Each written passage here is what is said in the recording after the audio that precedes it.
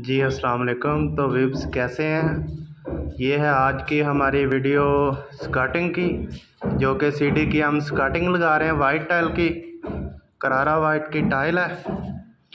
2x4 इसका size है। उसमें से हमने ये टाइल की स्कर्टिंग निकाली है और ये जवेद भाई निशान लगा रहे हैं सीढ़ी की स्कर्टिंग के। ये देख सकते हैं आप, ये ग्राउंड फ्लोर की है। जैसे कि फर्स्ट फ्लोर की हमने ये सीढ़ी स्कर्टिंग मुकम्मल कर दी हुई है, जैसे ये ग्राउंड फ्लोर के आप सारे निशान लगा के रख लिए हैं। अब जुवेद भाई इसको करते हैं कटाई। करें शुरू, आप अपनी एक कटाई शुरू करें।